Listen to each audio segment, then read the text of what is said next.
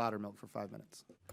Thank you, Mr. Chairman. I want to continue on with the line of questioning that my good friend Mr. Byer brought up. And Mr. Powner, you brought up the slides and the charts indicating the life cycle, the launch dates, and now we're extending the lifespan and the useful life of the both satellite programs. It's been extended by 3 years.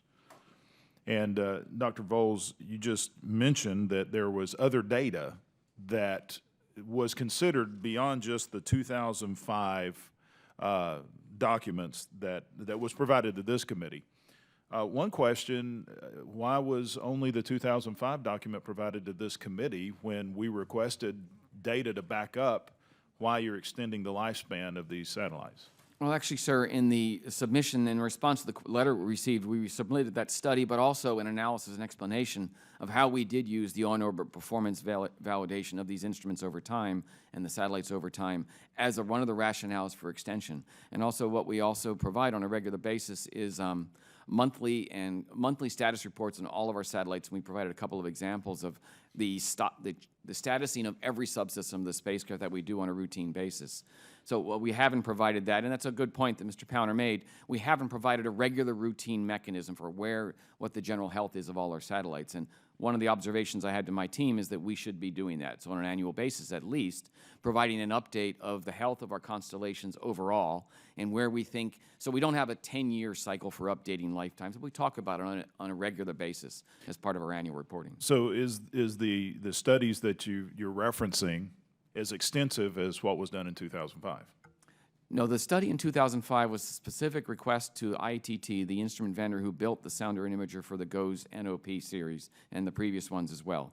The study was specifically directed to say, although the instrument was designed for a particular lifetime, what does the vendor think the likelihood of that instrument lasting well past that lifetime? So we really had to go to the vendor who built it, who knew all the parts, to say exactly what do you think analytically, pre-launch, these things are likely to see. So that's one piece of it. It's a very specific analysis. The analysis I mentioned from our operations team looks at all of the operating performance of a series of satellites and watches each of those from a day-to-day, month-to-month basis, and then from that develops a statistical understanding of the likelihood of continued operation of features that may show up in initial wear factors in the spacecraft that we need to understand as they age on orbit. So it's different kinds of studies. The information you provided the committee said that increasing the lifespan of the satellite by 3 years is plausible. I think that's a reasonable way to put it. Yes, sir. Well, the definition of plausible has actually 3 definitions: possibly true, believable, or realistic. Which one of those is it? Possibly true, believable, or realistic? I'm not sure they're all mutually exclusive. I would say it's a realistic assessment based on the knowledge that we have that these are likely to survive through this period. Okay. So with that, by expanding it by 3 years, are we increasing the likelihood that we could have a data gap? Relying on aging assets for a longer period of time is a riskier approach than I would like to take, for sure, sir. I would prefer to have GOES-R up there in March of 2016, as opposed to October of 2016. Yeah, we want it to be a GOES-R, not a ghost.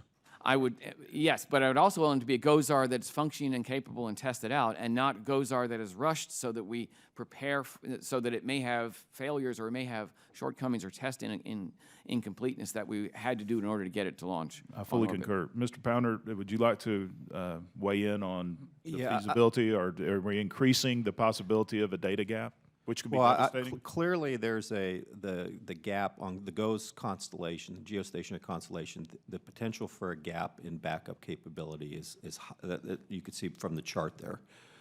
There's a likelihood that we're going to have that situation. I think the key with the extension of these lifespans, no one needs to have a very clear policy on how they evaluate these constellations. I know we start with design lives, and then we evaluate the reliability and availability of the constellation through detailed analysis. On JPSS, they do a very good job. Okay, we have an annual update. On GOES, we don't see it. So I think there ought to be some consistency here, because when you start moving these lifespans, it really affects the timing of when we build and launch these future satellites. And we all know these two programs consume a large part of NOAA's budget.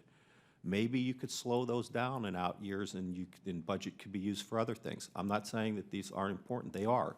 But there's implications to moving these lifespans out. You can't just move them out and then say build them as quick as we have with the original plan. All right. Mr. Chairman, I see my time is up. I just would like to add that, fiscal responsibility, efficiency, taking care of taxpayer money is very important. But we're talking about an issue that can deal with the safety and the lives of others. So I yield. I'd like to thank